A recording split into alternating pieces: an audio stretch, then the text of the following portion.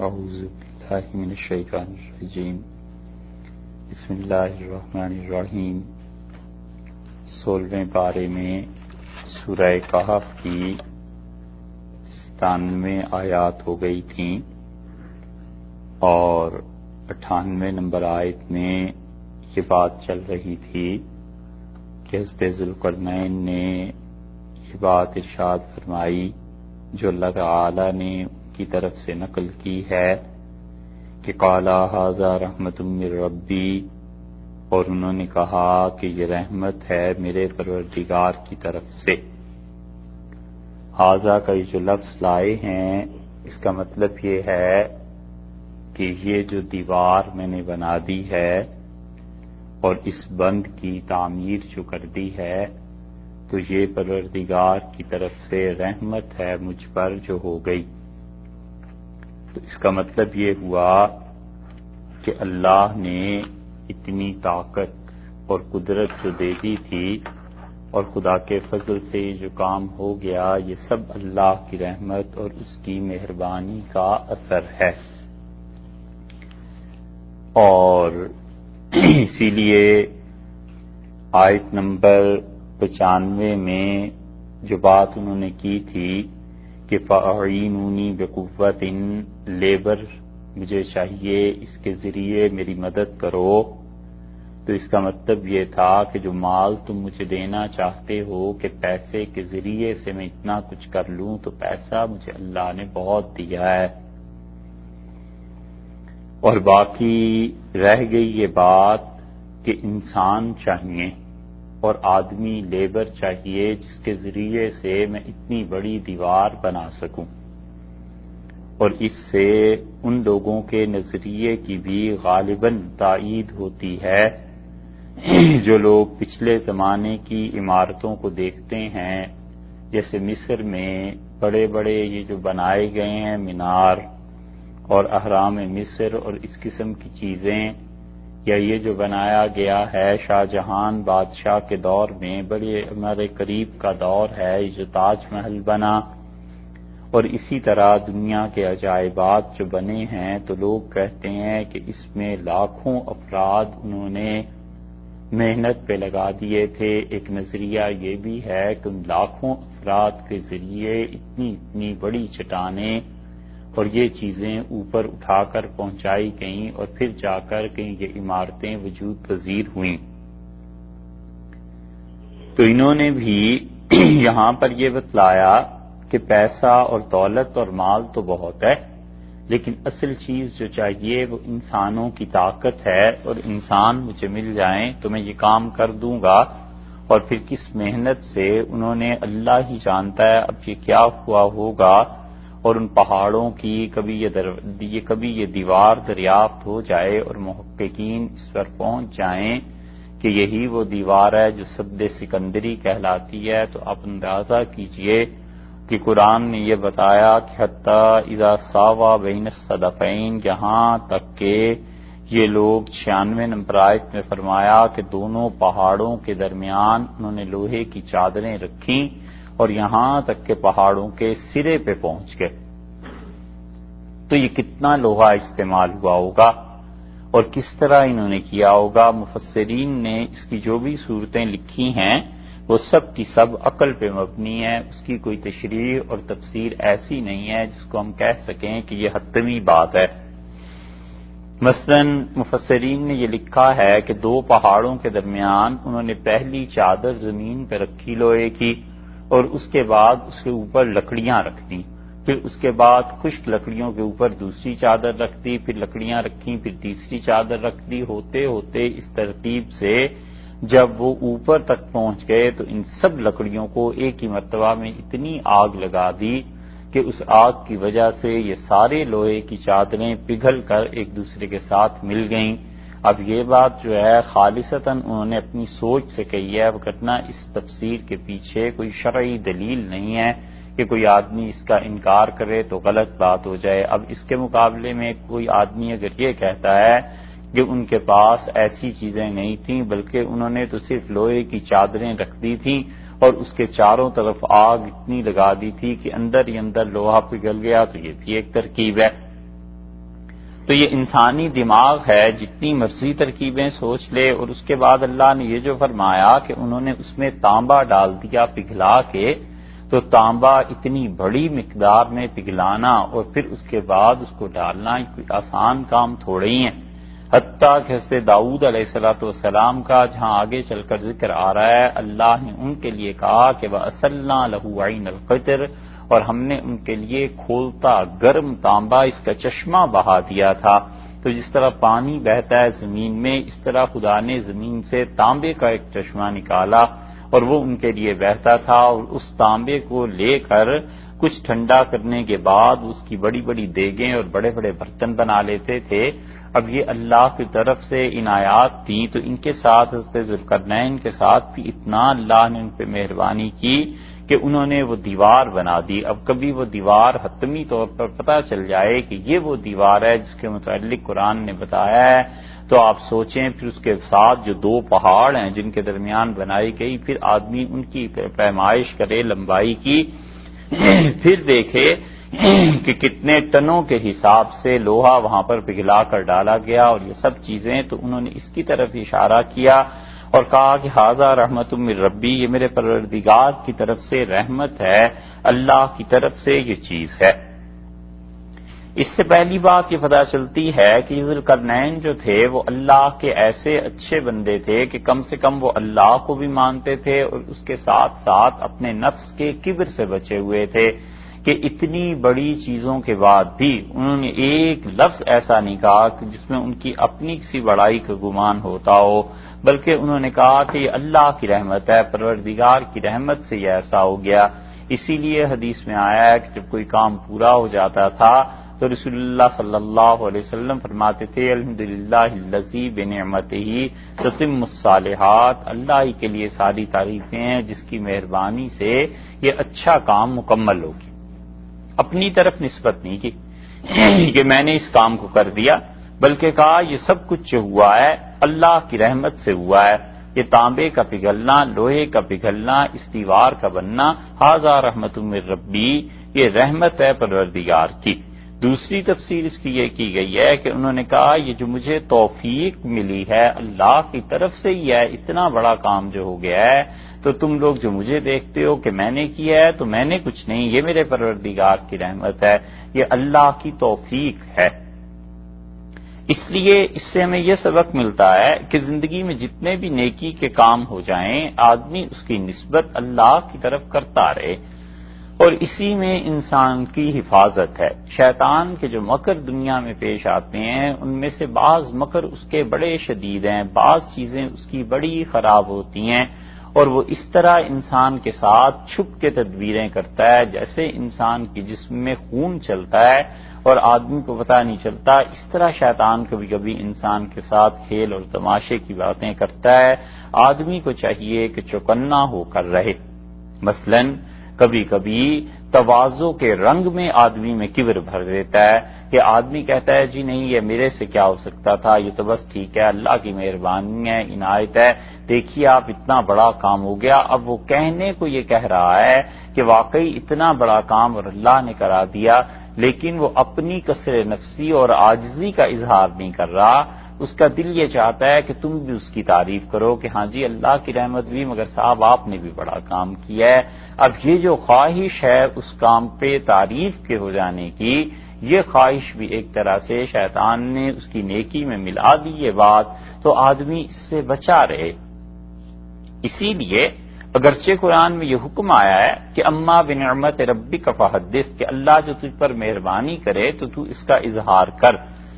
لیکن یہ اتنا مشکل مقام ہے کہ آدمی کو جب 100% اطمینان ہو جائے کہ میں جو اللہ کے کسی نام کا اظہار کروں گا اس میں اپنی تعریف اور اپنی بڑائی نہیں کر رہا، تب تو اس پرخطر وادی میں، اس کانٹوں سے بھرے ہوئے جنگل میں قدم رکھے، وگرنہ آدمی اس بات میں آئے ہی نہ، اور اپنی کسی خوبی کا اظہار اچھے سے اچھے محتاط الفاظ بھی نہ کرے، بس اللہ کی رحمت پہ نظر رہنی چاہیے کہ یہ سب کچھ اسی کا ہے، اور جب وہ چاہے چھین لے اور ختم کر دے، اور میں اس کے بعد کچھ نہیں کر سکوں گا۔ ایسے ہی شیطان کبھی کبھی انسان کو بڑی اچھی چیزیں سجھاتا ہے کہ یہ انسانیت کی خدمت ہے، انسانیت کی تعمیر ہے، یہ کام کرو، اور وہ اصل میں انسان کے اپنے خواہش نفس کی بنیاد پہ ہوتی ہے کہ لوگ مجھے جاننے لگ جائیں۔ ان سب چیزوں سے آدمی اپنی جان چھڑا لے۔ اللہ نے فرمایا، انہوں نے کہا کہ یہ اللہ کی رحمت ہے، تو اس سے معلوم ہوا کہ ایک تو وہ اللہ کو مانتے تھے، دوسرے اس آدمی میں کبر نہیں تھا، اور تیسری بات آگے گئی کہ فَإِذَا جَاءَ وَعْدُ رَبِّي، اور جب میرے پروردگار کا وعدہ پورا ہو جائے گا، جَعَلَهُ دَكَّا، تو اللہ اس کو کر دے گا، گرا دے گا، ڈھا دے گا، ختم کر دے گا، ٹکڑے ٹکڑے یہ دیوار ہو جائے گی۔ تو اس کا مطلب یہ ہوا کہ تیسری بات یہ کہ وہ اللہ کی وعدے یعنی آخرت کو بھی مانتے تھے۔ اگر اس کی تفسیر یہ کی جائے کہ جب اللہ کا وعدہ پورا ہوگا یعنی آخرت آ جائے گی تو یہ قیامت کو بھی مانتے تھے۔ تو جتنے بھی مفسرین ذوالقرنین کے متعلق جو کچھ بھی لکھتے ہیں کہ یہ فلاں شخص تھا یا فلاں شخص تھا، اس میں یہ چیز پائی جانی چاہیے کہ وہ اللہ کا بھی اور آخرت کا بھی قائل ہو، اور اس کے ساتھ ساتھ اس انسان میں کبر بھی نہ ہو، اس کے اخلاقیات بھی اتنے اچھے ہوں، یہ سب چیزیں ہو جائیں اس میں، تو پھر جا کر وہ اس کا مصداق بنتا ہے۔ تو کافر بادشاہ تو خود بخود اس سے نکل گئے، یہ کوئی مومن انسان تھا۔ اور یہ بھی جو فرما دیا کہ فَإِذَا جَاءَ وَعْدُ رَبِّي، تو ایک تو اس کی تفسیر یہ کی گئی کہ اللہ کا وعدہ پورا ہو جائے، میرے پروردگار کا، تو اس کا مطلب یہ ہوا کہ اللہ کا وعدہ جو قیامت کے آنے کا ہے وہ پورا ہو جائے، تو قیامت میں یہ دیوار ٹکڑے ٹکڑے ہو جائے گی۔ جب سارے پہاڑ اڑیں گے روئی کے گالوں کی طرح، تو پھر اس دیوار کی کیا حیثیت ہے، یہ سب ٹوٹ پھوٹ کر بکھر جائے گا۔ اور دوسری تفسیر اسی لیے پہلی تفسیر میں مفسرین کہتے ہیں کہ یہ نفخہ اولا ہے۔ نفخ کہتے ہیں پھونک مار دینے کو، اور وہ جو حضرت اسرافیل علیہ الصلوۃ والسلام، اس میں وہ جو سین کی قسم کی چیز رسول اللہ صلی اللہ علیہ وسلم نے ان کے منہ میں دیکھی تھی،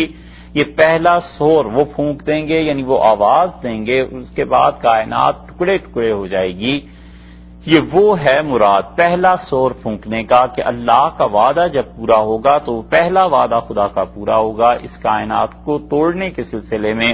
اس لیے یہاں پر پھر مراد یہ لی جائے گی وعد ربی، میرے پروردگار کا وعدہ، کہ یہ توڑ پھوڑ والا سور ہے جو پھونکا جائے گا، اور اس کے بعد دنیا بکھرتی چلی جائے گی۔ اور بعض حضرات نے اس کی مراد یہ لی ہے کہ یوم اذن، یہ جو فرمایا ہے کہ جب آ جائے گا میرے رب کا وعدہ پورا ہونے کا، یعنی دیوار کے ٹوٹنے کا دن،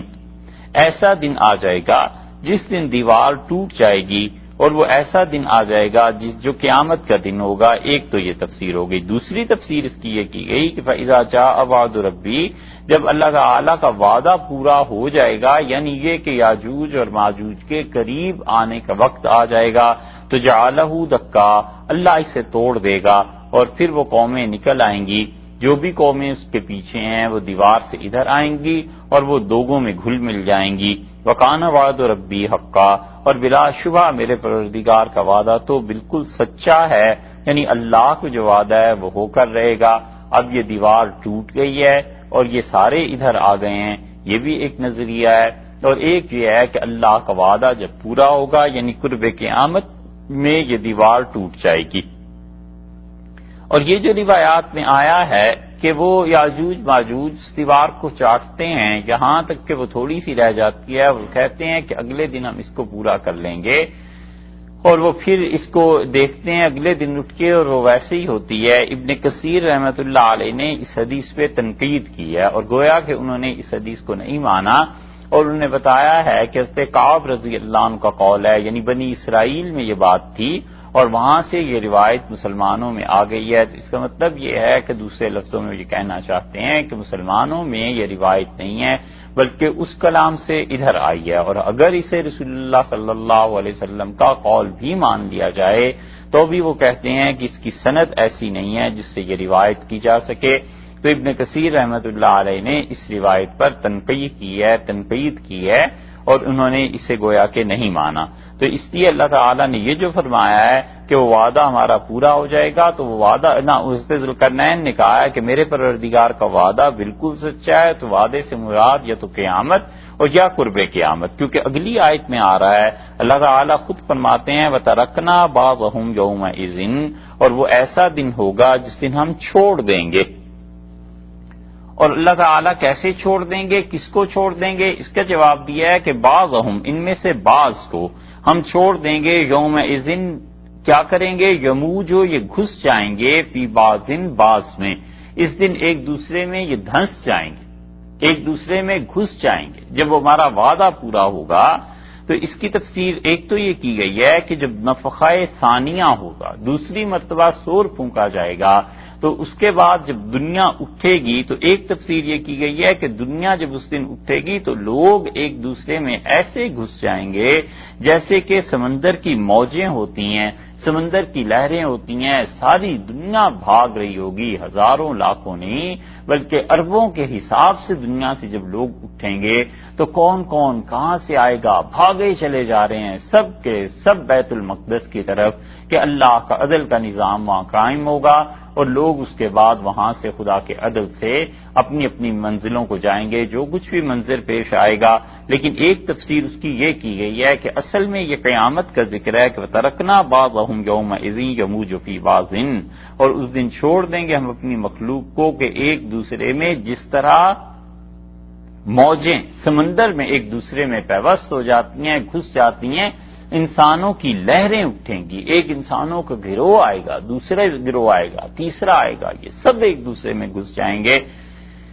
یہ منظر آپ کو دیکھنا ہو تو ان ممالک میں دیکھے جہاں پر آبادیاں بہت زیادہ ہیں، اور ان میں کراؤڈ مجمع جب ایک جگہ سے نکلتا ہے، دوسری جگہ سے مجمع نکلتا ہے، بھاگ رہے ہوتے ہیں لوگ، ایک دوسرے میں گھس جاتے ہیں، یہ مجمع جو گھستا ہے ایک دوسرے میں وہاں پر نظر آتا ہے۔ اور اسی لیے اس کے بعد فرمایا وَنُفِخَ فِي الصُّورِ، اور پھر قیامت میں سور پھونک دیا جائے گا۔ یہ گویا کہ دوسرا سور پھونکا گیا، پہلے کا پہلے وعدہ ذکر کر دیا کہ جب اللہ کا وعدہ پورا ہوگا تو دیواریں ٹوٹ جائیں گی، یہ دیوار ٹوٹ جائے گی، مر جائیں گے سارے۔ اب نُفِخَ فِي الصُّورِ، اور دوسرا سور جو پھونکا گیا ہے، اب سب اٹھ کھڑے ہوئے نا قبروں میں، تو یہ ایک دوسرے میں گھس جائیں گے۔ فَجَمَعْنَاهُمْ جَمْعًا، اور اللہ نے فرمایا جمع کر دیں گے ہم ان کو، سب کے سب اللہ کے حضور میں پیش ہو جائیں گے۔ دوسری تفسیر یہ کی گئی ہے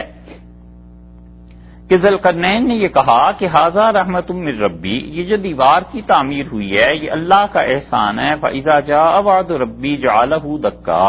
اور جب اللہ تعالی کا وعدہ پورا ہوگا یعنی قیامت کا قریب آئے گا، قرب آئے گا، تو یہ دیوار ٹوٹ جائے گی۔ وکان وعد ربی حقا، اور میرے پروردگار کا وعدہ یہ بالکل سچا ہے۔ وترکنا بعضهم، اور ہم بعض کو یعنی یاجوج اور ماجوج کی جو قومیں ہیں ان میں سے بعض کو یوم اذن، وہ دن جب آئے گا یعنی قیامت کے دن کے قریب قریب کے دن اور سال جب آئیں گے، ہم اس دیوار کو توڑ دیں گے۔ یموج فی بعضن، اور قیامت سے پہلے پہلے یہ عام مخلوق کے ساتھ آ کر مل جائیں گے۔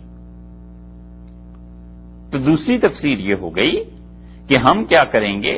کہ قیامت کے قریب اس دیوار کو توڑ دیں گے، اور وہ جو قومیں ہیں وہ قومیں باقی قوموں سے آ کر مل جائیں گی، اور اس طرح مل جائیں گی کہ یموج فی بعضن، یہ قومیں ایک دوسرے میں گھس جائیں گی۔ اس لیے بعض لوگوں نے اسی سے یہ ثابت کیا تھا کہ تاتاری جب آئے تھے تو انہوں نے کہا تھا کہ تاتاریوں کا آنا اس طرح کا ہے کہ عربوں میں آ کے مل گئے، اور انہوں نے آ کر عربوں کو برباد کر دیا اور تباہ کر دی بغداد کی خلافت۔ تو وہ کہتے تھے یہ ہے ان کا مل جانا، اور یہ ہے آپس میں ایک دوسرے کے ساتھ گتھم گتھا ہو جانا۔ اور اس کا پھر رد کیا ہے بعد میں آ کے، قرطبی وغیرہ نے یہ لکھا تھا، اندلس کے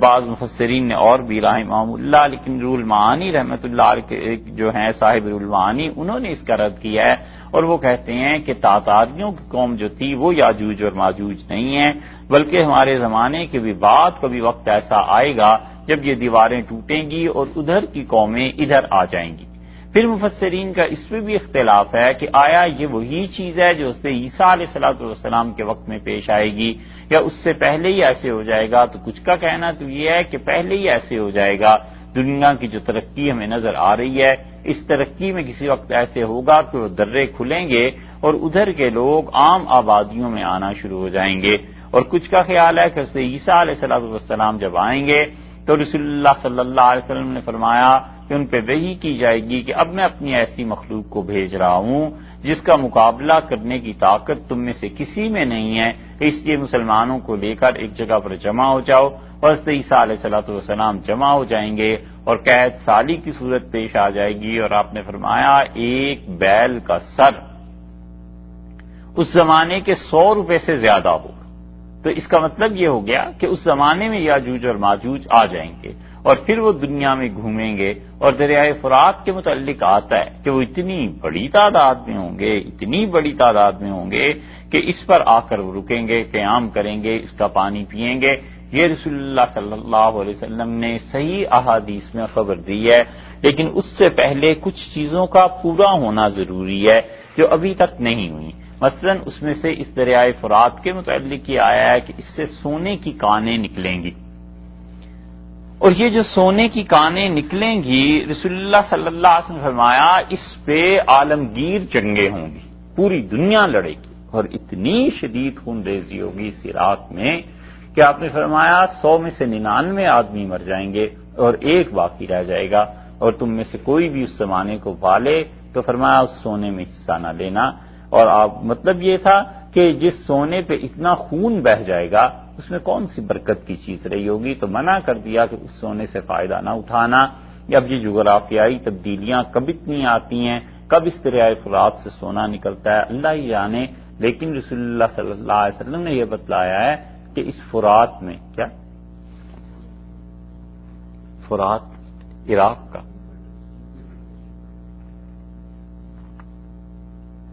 ترکی سے نکلتا ہے،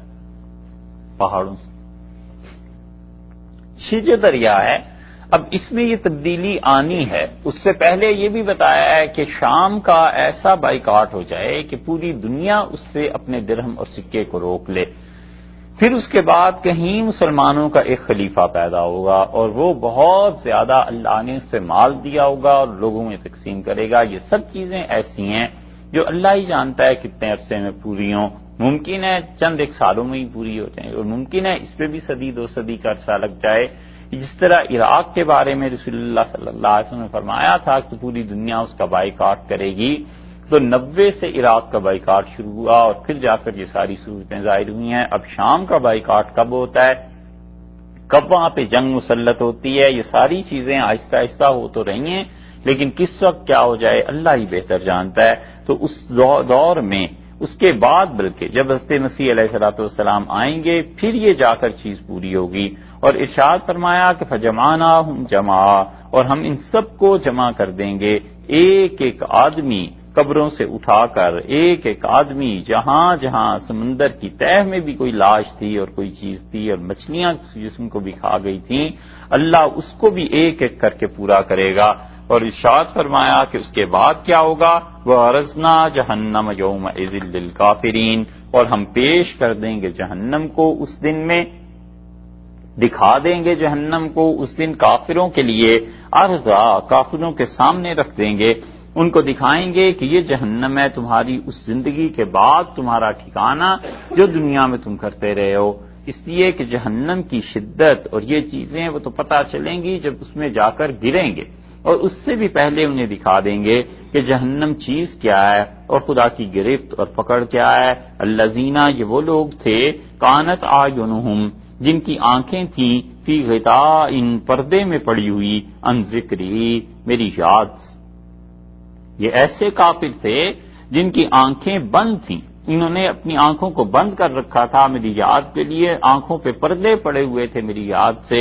اللہ کی توحید سے، خدا کی اس کتاب سے، اللہ کو یاد کرنے سے، اللہ کا نام لینے سے پردے پڑے ہوئے تھے ان کافروں کی آنکھوں پہ، اور آج کے دن وہ پردے اٹھ گئے اور حق ثابت ہو گیا، اور پتہ چل گیا کہ اللہ کی ذات بھی ہے، پتہ چل گیا کہ جس جنت اور جہنم کا دنیا میں لوگ کہتے تھے وہ سب چیزیں حقائق پر مبنی ہیں، اور اللہ کی یاد اس وقت کرنا کچھ انہیں نفع نہیں دے گی۔ وَكَانُوا لَا يَسْتَطِيعُونَ سَمْعًا، اور ان کی دنیا کی زندگی ایسے گزری کہ وہ کچھ سن نہیں سکتے تھے ہدایت کو، یعنی سنتے تھے مگر اس سے نفع نہیں اٹھا سکتے تھے۔ اللہ کے اچھے بندوں کی مخالفت، حق بات آ گئی اور اس حق بات کو قبول نہ کرنا، سچائی کی مخالفت کرنا، انبیاء علیہ السلام کے راستے کو چھوڑ دینا، اپنی ذات، اپنی خواہشات کے پیچھے چلنا، یہ ان کافروں کا دستور بن گیا تھا۔ اور پھر اس کے بعد اللہ نے ان پر مہر لگا دی تھی. اس لیے اللہ نے ایک ایسی عجیب بات کہی ہے کہ کانت اعینہم فی غطاء عن ذکری، مجھے یاد کرنے کے لیے ان کے آنکھوں پہ پردہ پڑ گیا تھا. وَكَانُوا لَا يَسْتَطِيعُونَ سَمْعًا، اور اس کے ساتھ ساتھ یہ کہ یہ سن بھی نہیں سکتے تھے. مہریں لگ گئی تھیں ان کے کانوں پر، حق بات ان تک پہنچتی تھی لیکن انہیں سمجھ نہیں آتی تھی، حق بات ان تک آتی تھی مگر ان لوگوں کی عقل معوف ہو گئی تھی. اور یہ کئی مرتبہ ہوتا ہے کہ آپ کسی منکر آدمی کے پاس چلے جائیں، ساری دنیا کے دلائل اسے دے لیں اور آپ کو تعجب ہوتا ہے کہ آخر یہ بات کیوں نہیں مانتا. وہ اصل چیز یہ ہے کہ اس نے اتنی مخالفت حق کی ہوتی ہے، اللہ کے اچھے بندوں کو اتنا ستایا ہوتا ہے، اتنا تنگ کیا ہوتا ہے، انبیاء علیہ الصلوۃ والسلام کی توہین، ان کی بے ادبی اتنی کی ہوئی ہوتی ہے کہ اب اس دل سے وہ صلاحیت ہی نکل جاتی ہے جس کی بنا پر وہ حق کو قبول کرے، اور آنکھوں پر پڑ جاتے ہیں پردے اور اللہ کو یاد کرتا نہیں. اسی لیے جو اللہ کو کم یاد کرتے ہیں ان کا حشر بھی ایسے ہی خراب ہوا کرتا ہے. اللہ کو جو کثرت سے یاد کرتا رہتا ہے خدا اسے روشنی بھی دکھاتا رہتا ہے. اس آیت کو اس حدیث سے بڑی مناسبت ہے جو رسول اللہ صلی اللہ علیہ وسلم نے فرمائی ہے. آپ نے کہا تم میں سے جو جمعے کے دن اسے پڑھ لیتا ہے اس سورہ کہف کو، اس کے لیے آسمان تک اور زمین تک جہاں وہ ہوتا ہے جس حصے میں نور ہی نور ہو جاتا ہے. تو اس نور سے فائدہ یہ ہوتا ہے کہ اس آدمی کی آنکھیں کھل جاتی ہیں، اس آدمی کو نظر آنے لگتا ہے، ہوش آ جاتی ہے، سمجھ آ جاتی ہے کہ میں کیا کر رہا ہوں زندگی میں اور مجھے کیا کرنا چاہیے. ایک ایک لمحہ اس زندگی کا بڑا ہی قیمتی ہے، ایک ایک منٹ، ایک ایک سیکنڈ بڑا قیمتی ہے. کبھی آدمی ضائع نہ کرے اور کبھی آدمی اپنی زندگی میں شیطان کو یہ موقع ہی نہ دے کہ وہ اس کے وقت کو ضائع کر دے. سب سے اہم چیز ایمان کے بعد سب سے بڑی دولت اللہ نے جو انسانوں کو دی ہے وہ وقت ہے. جتنا اپنے وقت کو صحیح استعمال کرے گا اللہ کے ہاں سے اتنا ہی کریڈٹ پائے گا. ایسے ہی سمجھ لینا چاہیے جیسے اس دنیا میں، اس کائنات میں ہیرے، جواہرات، سونا، بڑی سے بڑی قیمتی چیز جس کا آپ تصور کر سکتے ہیں اللہ نے اس دنیا میں رکھ دی ہے اور ہمیں بھیج دیا ہے اور بتایا ہے کہ ایک دن ایسا آئے گا جب میں تمہیں اچانک بلا بھی سکتا ہوں، بلا لوں گا. اور یہ بھی ممکن ہے کہ میں تمہیں کچھ علامتیں بتا دوں، کچھ سائرنز ہوں جس ذریعے سے تمہیں خبر مل جائے کہ اب تمہاری واپسی کے دن ہے. اور جتنی مدت ہم دے رہے ہیں اس مدت میں اس زمین میں سونا، چاندی، ہیرے، جو کچھ تم اکٹھا کر سکتے ہو کر لو. اور دیکھو یہ ساری چیزیں پھر ہم جب بلا لیں گے واپس اس جزیرے سے تو ایک اور ملک میں تمہیں بھیج دیں گے، اس ملک میں جا کر تمہیں کام آئیں گی. اس مثال سے آپ سمجھ لیں کہ حقیقت میں ایسے کوئی کر دے، کوئی کہے کہ امریکہ میں چلے جاؤ اور جتنا کچھ کما سکتے ہو بس کما لو اور اس کے بعد تم اپنے ملک میں لوٹ کے واپس آؤ گے، یہاں کوئی کام نہیں ہے اور جو کما کے لائے ہو یہیں پہ خرچ کرنا ہے. تو اس آدمی کے لیے ایک ایک گھنٹہ کتنا قیمتی ہوتا ہے. ایک چھوڑ دو تین جابز کرتا ہے، اپنی صحت ختم کر دیتا ہے، اپنا سونا ختم کر دیتا ہے، سب چیزیں، اور کہتا ہے ایک جاب سے نکلا ہوں ابھی دوسری پہ جاؤں گا، تیسری پہ جاؤں گا. اب بڑے شہروں کو لے لیں، ہمارے ہاں کراچی لے لیں، اور کراچی میں تو پھر اتنی زیادہ بھی افراتفری نہیں مچی. آپ بمبئی لے لیں، کلکتہ لے لیں، اور بہت سے شہر ہیں بر صغیر کے وہ لے لیں. تین شفٹس لگاتے ہیں کہ پیسہ کسی طرح اکٹھا ہو جائے تاکہ باقی جو زندگی ہے وہ آرام سے گزرے. بس اسی طرح اللہ نے یہاں بھیجا ہے اور اس نے کہا ہے کہ میں جہنم ان کے سامنے رکھوں گا کانت اعینہم فی غطاء عن ذکری، جن کی آنکھوں پہ پردے پڑے ہوئے تھے اور مجھے یاد نہیں کرتے تھے. وکانوا لا یستطیعون سمعا، اور وہ لوگ سن بھی نہیں سکتے تھے. میری آیات، میری نشانیاں، میری باتیں ان تک پہنچیں لیکن دل کی حالت اتنی بری ہو گئی تھی کہ انہوں نے سنا نہیں. افحسب الذین کفروا، کیا ان لوگوں نے جو کفر کرتے ہیں یہ گمان کر لیا ہے کہ یتخذوا عبادی من دونی اولیاء، وہ مجھے چھوڑ دیں گے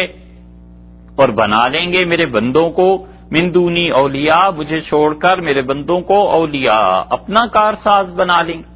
کیا لوگوں نے یہ سوچ لیا ہے؟ کیا یہ جو لوگ کفر کرتے ہیں انہوں نے یہ تصور کر لیا ہے کہ وہ مجھے چھوڑ دیں اور میرے بندوں کو اپنا سرپرست بنا لیں، میرے بندوں کو اپنا کارساز بنا لیں؟ یہ جو عبادی کہا ہے نا اللہ نے،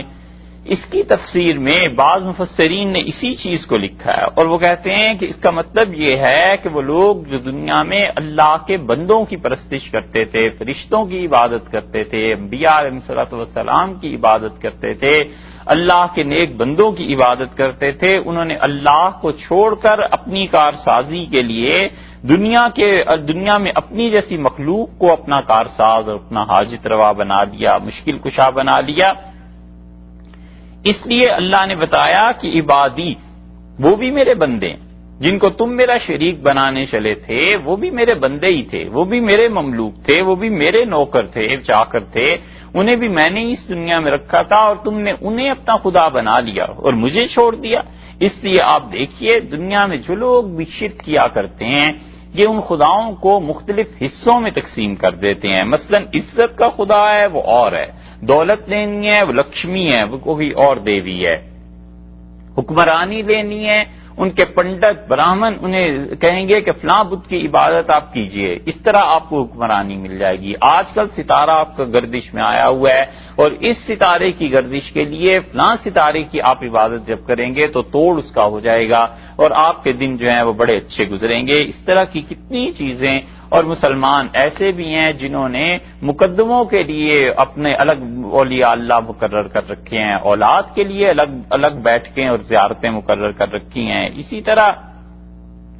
دولت کے لیے الگ مقرر کر رکھا ہے۔ مسلمانوں میں بھی خود شرک کی ایسی اقسام آ گئی ہیں کہ سر سید کہتے تھے اپنی والدہ کے متعلق، ان کی والدہ بڑی سمجھدار عورت تھیں اور بڑی اللہ کی توحید ان پر غالب تھی۔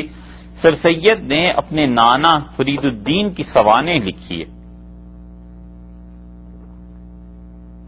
بڑے قابل آدمی تھے۔ سر سید کے نانا جو تھے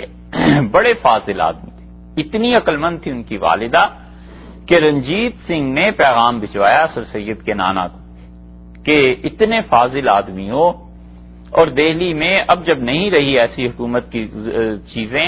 مسلمانوں کی تو تم میرے پاس آ جاؤ، اور میں چاہتا ہوں آپ میرے دربار میں رہیں اور میری مملکت کا کام کاج کریں اور جو آپ چاہیں گے آپ کو دیا جائے گا۔ اور رنجیت سنگھ نے اس کو جب خط لکھا تو یہ اپنی اولاد میں زیادہ اعتبار سر سید کی والدہ کا ہی کرتے تھے، تو چلے گئے۔ تو سر سید نے لکھا ہے نانا جب ہمارے گھر آئے تو انہوں نے آ کے بیٹی کو خط پڑھایا اور کہا اس طرح رنجیت سنگھ کا خط آیا ہے اور تم کیا کہتی ہو بیٹی، مجھے چلا جانا چاہیے؟ تو بیٹی نے دیکھیے کیسا جواب دیا، اس نے کہا ابا ساری زندگی تو آپ کا تعلق مسلمانوں سے رہا، ہماری خدمت مسلمانوں کی رہی، اور اب اس عمر میں آ کے کافروں کی خدمت کرنا یہ تو مناسب معلوم نہیں ہوتا، اس لیے آپ ان کو جواب دے دیجئے۔ جواب دے دیا۔ رنجیت سنگھ نے 12 گھوڑے بھجوائے، پوری بگی بھجوائی کہ کسی طرح پھر بھی آ جائیں، وہ نہیں مانے اور چلے گئے۔ سر سید کہتے تھے چیچک کی وبا عام ہو گئی، اور چیچک کی وبا جب عام ہوئی ہے تو مسلمان گھرانوں میں بھی ستیلا دیوی سنا ہے نا، انہوں نے یہی لکھا کہ اس کی پرستش ہوتی تھی، اور ہندوؤں نے یہ کہہ دیا تھا کہ جو اس کی پرستش کرے گا اس کی اولاد محفوظ رہے گی، اور وہ اتنی پرستش شروع ہو گئی، اتنی اس کی عبادت شروع ہو گئی کہ سر سید کہتے ہیں والدہ ہماری جاتی تھی دلی میں، لوگوں کے گھر جا کر وہ بت توڑاتی تھی اور کہتی تھی کہ اگر خدا کا فضل نہ ہوتا اور یہ چیچک ختم نہ ہو جاتی تو یہ تو سارے ہی مسلمان برہمنوں کے پیچھے چل پڑتے اور شرک کے کام کرتے، اتنے زیادہ یہ چلے گئے تھے ان چیزوں میں۔ اور اسی طرح آپ دیکھ لیں مقدمہ ہو گیا، فلاں بزرگ کے مزار پہ چلے جاؤ، فلاں جگہ چلے جاؤ، ان سے کہو، یہ ایسی چیزیں اللہ نے فرمایا فحسب الذین کفروا ان یتخذوا عبادی من دونی اولیاء، کیا لوگوں نے یہ سوچ لیا؟ یہ پوچھا نہیں، پوچھنے کے انداز میں ڈانٹ دیا، جیسے آدمی ڈانٹتا ہے نا کسی کو اور اپنے ملازم سے کہتا ہے تم اتنے نالائق ہو گئے، کیا اس دن کے لیے رکھا؟ تو وہ کہہ تو یہی رہا ہوتا ہے الفاظ میں، لیکن وہ ڈانٹ پڑ رہی ہوتی ہے، اللہ نے ڈانٹ دیا ہے، اور اللہ نے فرمایا ہے کہ کیا تم جو لوگ کافر ہو گئے ہیں انہوں نے کیا یہ سمجھ لیا ہے کہ ان یتخذوا عبادی من دونی اولیاء، وہ مجھے چھوڑ دیں گے اور میرے بندوں کو اپنا کارساز بنا لیں گے؟ یہ اپنا اصل تکیہ جب انسانوں پہ رکھنے لگتے ہیں پھر یہی چیز ہوتی ہے، انا اعتدنا جہنم للکافرین نزلا، اور بلا شبہ ہم نے جہنم کو بنایا ہے کافروں کے لیے نزلا، ایسے بنا دیا ہے جیسے ان کی مہمان نوازی کرنی ہے ہم نے، نزول کا لفظ جو ہے یہاں بھی اللہ تعالی نے استعمال فرمایا ہے اور اس کے بعد بھی اللہ تعالیٰ نے ایک اور جگہ آگے چل کر استعمال فرمایا ہے۔ نزول کا اصل مطلب یہ ہے کہ جیسے آدمی کسی کے گھر آتا ہے اور اس کی مہمان نوازی کی جاتی ہے، اس طرح کا مراد ہے کہ کیا آپ کافر جب آئیں گے تو ہم جہنم کے ساتھ ان کی مہمان نوازی کریں گے؟ شرک کرتے تھے، ہماری صفات کو دوسروں میں گنتے تھے، پیدا ہم نے کیا، کھانے کو ہم نے دیا، سب چیزیں ہم نے دیں، اور جب مشکل پیش آئی تو یہ پھر ہاتھ جا کے دوسروں کے سامنے پھیلانے لگے۔ کیا یہ ہمارے ساتھ رویہ ہے؟ قل هل ننبئکم، اور آپ ان سے پوچھئے کیا میں تمہیں بتاؤں بالاخسرین اعمالا، میں تمہیں خبر دوں اس انسان کی جو آدمی سب سے زیادہ، جس نے اپنے اعمال اکارت کر لیے۔ ہم تمہیں بتائیں کن کے کیے بہت اکارت چلے گئے، اکثرین اعمالا، جن کے اعمال بالکل ٹوٹے میں پڑ گئے اور جنہیں سارا خسارہ اٹھانا پڑ گیا۔ الذین، میں تمہیں بتاتا ہوں پھر وہ لوگ ہیں، ضل سعیہم فی الحیات الدنیا، جنہوں نے کھپا دیں، لگا دیں، ضلع برباد کر دیں، غارت ہو گئیں، سعیہم ان کی ساری صلاحیتیں، فی الحیات الدنیا، دنیا کی زندگی میں سب کچھ ان کا کھپ گیا، وہم یحسبون، اور وہ یہی سوچتے رہے کہ انہم یحسنون صنعا، وہ بڑے اچھے کام کر رہے ہیں۔ ہم تمہیں بتائیں سب سے زیادہ ہماری مخلوق کون سی گھاٹے میں گئی؟ جنہیں ہم نے صلاحیتیں دیں، جنہیں ہم نے علم دیا، جنہیں ہم نے عقل دی، جنہیں ہم نے نوازا، جن پر مہربانیاں کی، ان کی ساری صلاحیتیں جو تھی وہ دنیا کماتے کماتے گزر گئیں۔ وہم یحسبون انہم یحسنون صنعا، اور وہ ساری زندگی یہی سوچتے رہے کہ ہم تو بڑے اچھے کام کریں۔ اتنی الارمنگ سچویشن ہے، ایسی سخت آیت ہے کہ آدمی پڑھے اسے کیسے اور کیسے اس کی تشریح کرے۔ اللہ نے بتایا ہے کہ یہ وہ لوگ ہیں جن کی ساری صلاحیتیں دنیا کے کمانے میں گزر گئیں، اور اللہ کا جو آیات تھیں، اللہ کا جو پیغام تھا، اس کی طرف سے ان کی آنکھوں پر پردے پڑے۔ اللہ نے کیا کیا صلاحیتیں ایک انسان کو دی ہوتی ہیں،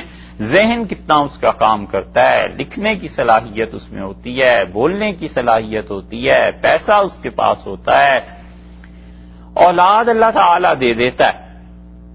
صلاحیت ایسی دماغ کی ہوتی ہے کہ اس کی وجہ سے دنیا ترقی کرتی ہے۔ کیا کیا چیزیں اللہ نے کہا ہے ہم نے ہر طرح کی صلاحیت اسے دے دی، اور اس نے ساری اپنی صلاحیتوں کو جھونک دیا دنیا میں، اور اللہ کو اس نے بھلا دیا۔ آپ اس زمانے میں دیکھیں کیسی یہ آیت فٹ آتی ہے، دنیا بھر کے مسلمان، اللہ نے کیا کیا صلاحیتیں دی تھیں، دماغ اللہ نے دیے، اللہ نے سلیقہ دیا، شدید محنت کا جذبہ اللہ نے دیا، اور یہ سب اپنے اپنے ممالک چھوڑ کے یورپ میں آئے اور یہاں امریکہ میں آئے یا آسٹریلیا میں آئے، اور انہوں نے اپنی ساری صلاحیتیں جھونک دی ہیں دنیا کو کمانے میں اور دنیا کی محنت کرنے میں،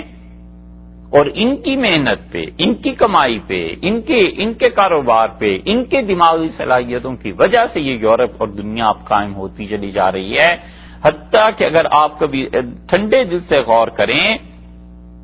تو یہاں کے لوگ، ہمیں اندازہ یہ ہوتا ہے کہ یہ لوگ کم محنتی ہیں ہمارے لوگوں کی نسبت، ان کے دماغ پیچھے ہیں، ہمارے لوگوں کے دماغ آگے ہیں۔ یہ الگ بات ہے کہ ڈائریکشن ہمارے لوگوں کی غلط ہو، ان کی نیتیں غلط ہوں، وہ دھوکہ دیتے ہوں، جھوٹ بولتے ہوں، کچھ کرتے ہوں، لیکن یہاں کے مقامی لوگ جو ہیں، جو یہیں پلے بڑھے ہوئے ہیں، ان لوگوں کو دیکھیں، ان کی دماغی صلاحیتوں سے ہمارے لوگوں کی صلاحیتیں اچھی ہیں، ان کی قاعدی سستی سے ان کی نسبت ہمارے لوگ چست ہیں، زیادہ کام کر سکتے ہیں، لیکن ساری صلاحیتیں کہاں کھپ رہی ہیں؟ وہ کھپ رہی ہیں اس میں کہ دولت کماؤ، وہ اس میں کھپ رہی ہیں کہ کسی طرح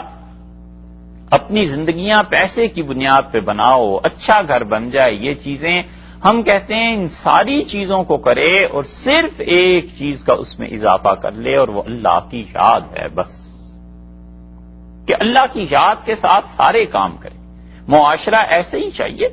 اس معاشرے میں سارے کے سارے کوئی اولیاء اللہ تھوڑے ہی ہوں گے، اور سارے کے سارے علماء اور مفتی تھوڑے ہی ہوں گے، وہاں انجینئر بھی چاہیے، ڈاکٹر بھی چاہیے، پائلٹ بھی چاہیے، اور سارے لوگ چاہیے، کمپیوٹر کا کام کرنے والے بھی، معمار بھی، مستری بھی، حتیٰ کہ مزدور بھی چاہیے، اور سارے لوگ چاہیے۔ ہم کہتے ہیں صرف اس میں ایک چیز کو ڈال لے، اور وہ اللہ کی یاد ہے کہ یہ پیسہ کمانا ہے اس لیے کہ خدایا تیری راہ میں وقت پڑا تو خرچ کر دو، پیسہ کمانا ہے تو اس لیے کہ اللہ یہ جو تو نے ذمہ داریاں میرے ذمہ لگا دی ہیں پروردگار، ان ذمہ داریوں کو پورا کر دوں، اولاد ہے اس کی اچھی تربیت کر دوں، سر ڈھانپنے کی جگہ بنا لوں،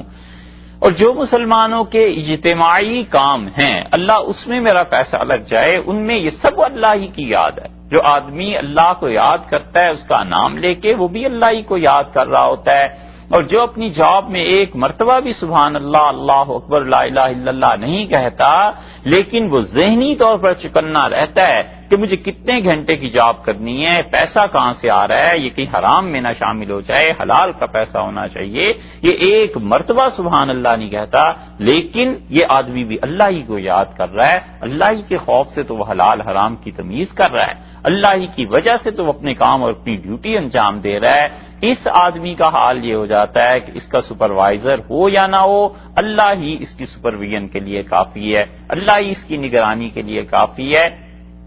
اس انسان کے دل میں کوئی ایسی خواہش اور جذبہ اگر آئے بھی کہ میں خیانت کر لوں تو نہیں کرنے دیتا، کیوں؟ اللہ ہی کی یاد ہے، یہ سب چیزیں اللہ کی یاد میں شامل ہیں، مگر وہ لوگ جو اللہ کی یاد کو اس سے نکال دیتے ہیں، تمیز نہیں رکھتے حلال اور حرام کی، اور اپنی ساری صلاحیتیں دنیا لگانے میں خرچ کر دیتے ہیں، ہزاروں مسلمان کیا لاکھوں مل جائیں گے، ذل سعیہم فی الحیات الدنیا، دنیا کی زندگی میں کیا ہوا ان کے ساتھ کہ ان کی ساری صلاحیتیں کھپ گئیں دنیا کمانے میں، اور مصیبت یہ ہے کہ وہم یحسبون انہم یحسنون صنعا، اور وہ یہی سوچتے رہے کہ بڑا اچھا کام کر رہے، بڑا اچھا کام کر رہے ہیں۔ اسی لیے کتنے ہی ایسے مل جائیں گے، کتنے ہی اس دنیا میں ان ممالک میں ایسے مل جائیں گے جن کی عمریں گزر گئیں پیسہ کمانے میں، نہ اللہ کا دین گھر میں رہا، نہ حلال حرام کی تمیز گھر میں رہی، نہ اس بات کا فکر رہا کہ لڑکیاں کہاں جا رہی ہیں، لڑکے کہاں جا رہے ہیں، رشتے اپنے غیر مذہبوں میں کر دیے، ہندو سکھ بہویں اور داماد لے کے آ گئے، اور پیسہ یہ سارے کا سارا، اور مرتے دم بھی یہی کہتے ہیں یہ دیکھو جی ہم نے تو اپنی اولاد کی بنا دی زندگی، ہم نے تو بڑی محنت کی مگر اپنا خاندان ہمارا بن گیا، اور یہ نہیں سوچتے کہ یہ ان لوگوں میں ہو گئے جن کے متعلق اللہ نے کہا ہے کہ انہم یحسنون صنعا، یہ سوچتے ہی رہ گئے کہ ہم نے بڑا اچھا کام کیا ہے، بس ہمیشہ اس کبر میں رہے، اس غرور اور غلط فہمی میں، اور حقیقت میں تباہی اور بربادی پھر گئی۔ اللہ نے کہا ہے غارت ہو گئی ان کی زندگی، اولئک الذین، اور یہ ایسے لوگ ہیں کفروا بآیات ربہم، جنہوں نے اپنے پروردگار کی آیات کا انکار کر دیا، ولقائہ،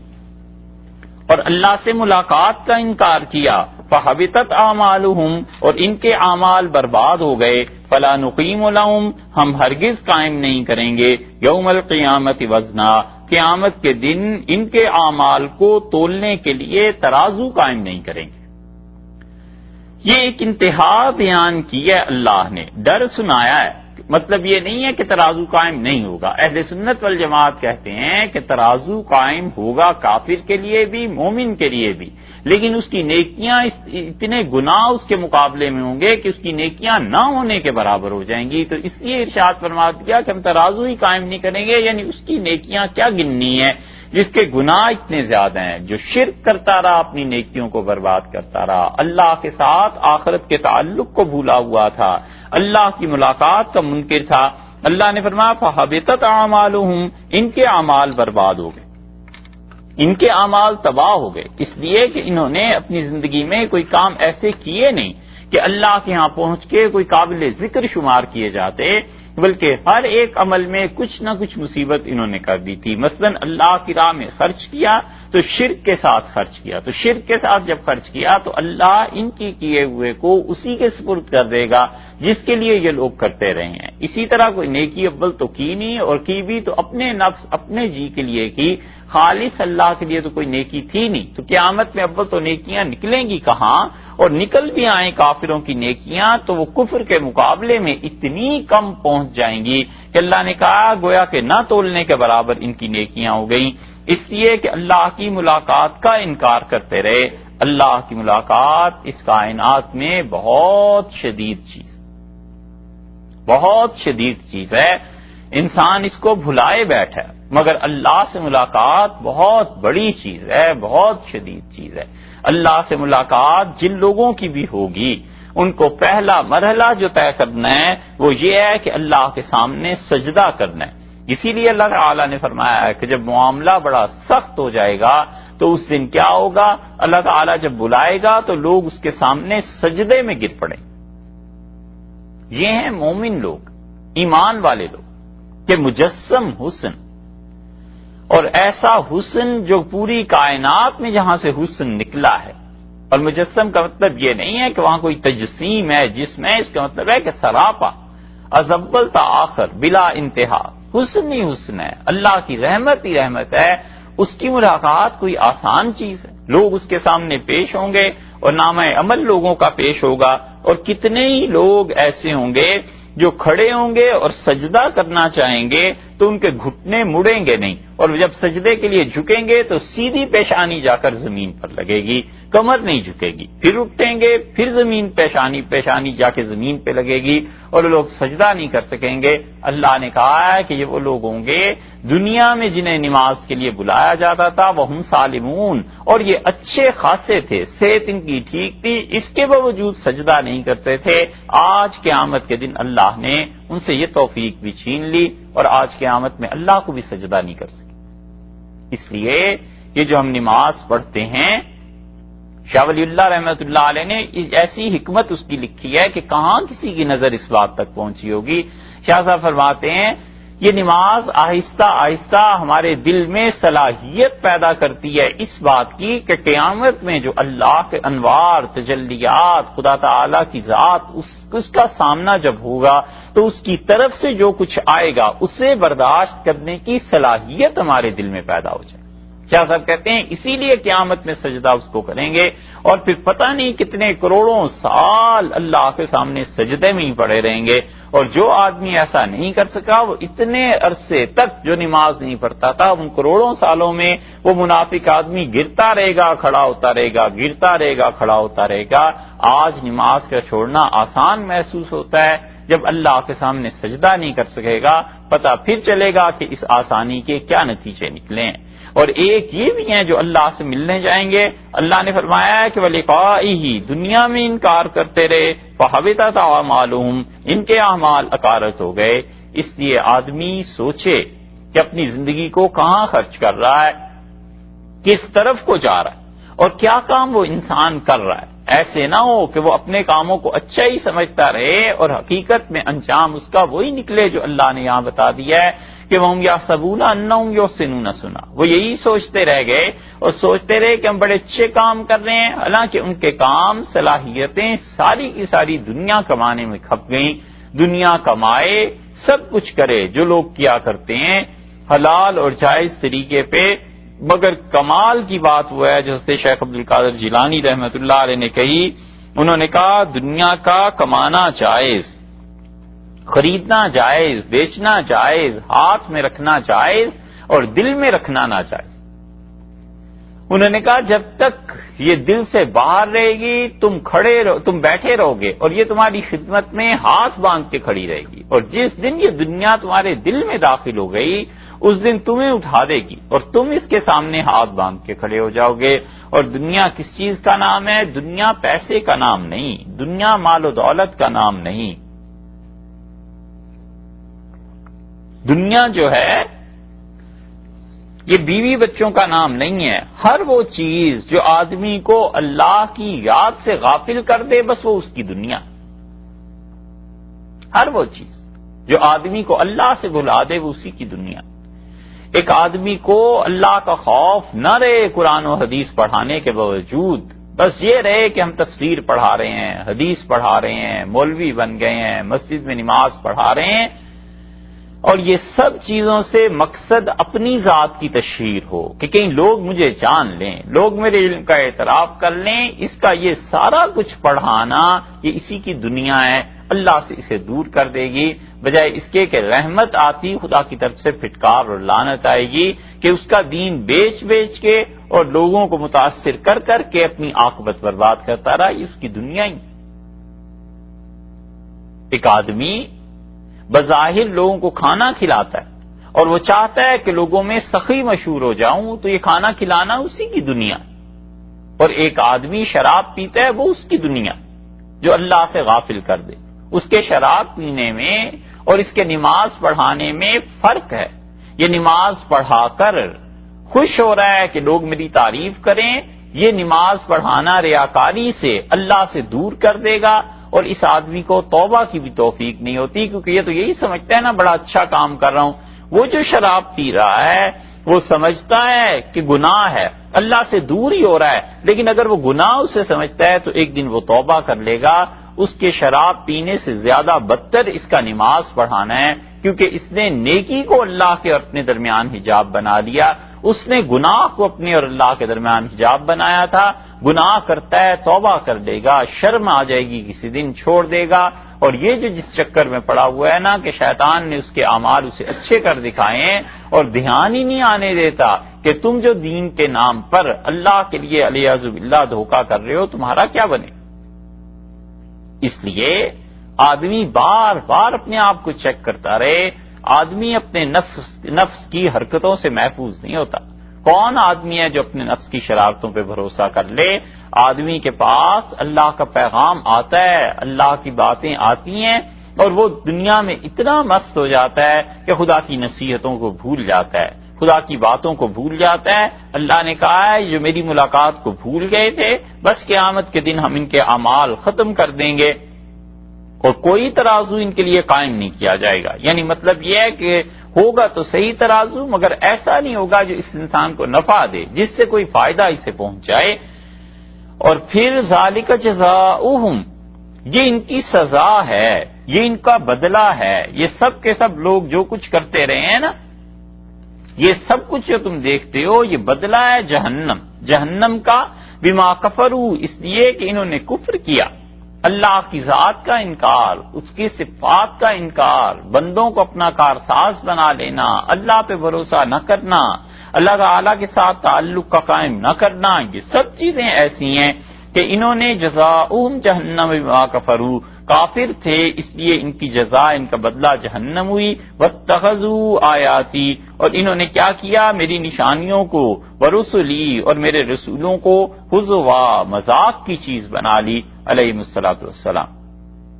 میرے رسول جو تھے ان کا مذاق اڑاتے رہے، ان کی تعلیمات کا مذاق اڑاتے رہے، ان کو برا بھلا کہتے رہے. میری آیات جب آئیں، نشانیاں، انہوں نے منہ پھیر لیا. میں اپنا پتہ بتاتا رہا کہ میرے گھر آنا ہے، میرا یہ پتہ ہے، میرے پاس پہنچنا ہے، میرا یہ پتہ ہے، میرا ایڈریس یہ ہے. اس دنیا پہ غور کرو، اس کائنات کے مد و جزر پر غور کرو، ان چیزوں پر غور کرو، کیسے ہم اپنی نشانیاں دکھاتے ہیں، کیسے تم مصیبتوں میں مبتلا ہو جاتے ہو پھر ہمیں یاد کرتے ہو، کیسے ہم تم پر اپنے انعامات کی بارش کر دیتے ہیں. یہ سب کی سب چیزیں ہم تمہیں دیتے ہیں، اس کے باوجود انہوں نے مجھے یاد نہیں کیا، الٹا مذاق اڑاتے رہے. دنیا کی زندگی ہنسی کھیل تماشے میں گزر گئی. اس لیے یہ غفلت ہے، اور غفلت اصل جرم ہے. غفلت اصل جرم ہے، غافل ہو جانا اصل جرم یہ ہے کہ انسان کو اللہ مواقع دے اور ان مواقع کو اپنی ناقدری سے کھو دے. اللہ صلاحیتیں دے اپنے دین کے کام کرنے کی، اور اپنی صلاحیتوں کو انسان خود برباد کر لے. یہ انسان کی غفلت ہے اپنی، اللہ کو کچھ نہیں کہہ سکتا. اسی لیے قرآن پاک میں آیا کہ جب آئیں گے تو اللہ تعالیٰ ان سے پوچھیں گے، اور جب جہنم میں پہنچیں گے تو فرشتے ان سے کہیں گے ما سلککم فی سقر، کس وجہ سے جہنم میں پہنچ گئے. مختلف صورتوں میں اس کے مختلف جوابات آتے ہیں، اور 29ویں پارے میں آتا ہے کہ وہ کہیں گے فرشتوں سے کہ لو کنا نسمع نعقل، اگر ہم نے خدا کا پیغام سنا ہوتا اور کچھ عقل سے کام لیا ہوتا، ما کنا فی اصحاب السعیر، آج اس جلتی ہوئی آگ میں تم ہمیں نہ دیکھ. نہ عقل سے کام لیا، نہ اللہ کی بات کو سنا. اس لیے خدا کی بات کو جب کوئی سنتا ہے تو پھر اس انسان پر اللہ کا خوف طاری ہوتا ہے، اللہ کی ہیبت طاری ہوتی ہے، اللہ کے ساتھ محبت طاری ہو جاتی ہے، اللہ سے ملاقات کا شوق ہو جاتا ہے. یہ خدا سے ملاقات کا شوق بہت بڑی نیکی ہے. رسول اللہ صلی اللہ علیہ وسلم نے فرمایا حدیث میں آتا ہے، آپ نے کہا کہ من احب لقاء اللہ، جو اللہ کے ساتھ ملنے کا شوق رکھتا ہے، احب اللہ لقاءہ، اللہ کو بھی پسند ہے کہ اس سے ملاقات کرے، ومن کرہ لقاء اللہ، اور جو اللہ سے ملنے کی نفرت کرتا ہے، اللہ کو بھی اس سے نفرت ہے کہ اللہ اس سے ملے۔ حضرت عائشہ رضی اللہ عنہا کہتی ہیں کہ میں نے رسول اللہ صلی اللہ علیہ وسلم سے عرض کیا کہ اللہ کے رسول، اللہ سے ملاقات تو پھر موت کے بعد ہی ہے، اور موت سے تو آدمی ڈرتا ہی ہے۔ آپ نے فرمایا میں اس کی بات نہیں کر رہا، انسان ہونے کے ناطے، بشر ہونے کی وجہ سے جو ناگواری ہوتی ہے وہ الگ ہے، اور ایک یہ ہے کہ اللہ کی ملاقات کی جو ہے اس سے نفرت، خدا سے نفرت، اللہ بھی نہیں پسند کرتا ایسے نالائقوں کی ملاقات۔ اور اللہ سے ملاقات کرنا اللہ کی محبت کی وجہ سے مومن آدمی کو شوق ہو کہ اللہ سے ملاقات کروں۔ صوفیہ نے عجیب بات لکھی، وہ کہتے ہیں کہ رسول اللہ صلی اللہ علیہ وسلم نے بتایا ہے کہ ہر نیکی جو ہے اس کا بدلہ 10 گنا ہے۔ پھر وہ کہتے ہیں اللہ سے ملنا یہ نیکی ہے یا نہیں؟ ظاہر ہے کہ یہ نیکی ہے۔ تو کہتے ہیں اس کا مطلب یہ ہوا کہ جتنا تمہیں اللہ سے ملنے کا شوق ہے نا، اللہ تعالیٰ کو اس سے 10 گنا زیادہ تم سے ملنے کا شوق ہے۔ وہ چاہتا ہے کہ تم اس سے ملو، لیکن اپنی حالت ٹھیک کرو تاکہ اس شہنشاہ مطلق کے دربار میں پہنچنے کے اہل اور قابل بن جاؤ۔ اللہ نے فرمایا یہ مذاق اڑاتے رہے دنیا میں ان چیزوں کا، قیامت میں انہوں نے یہ بدلا لیا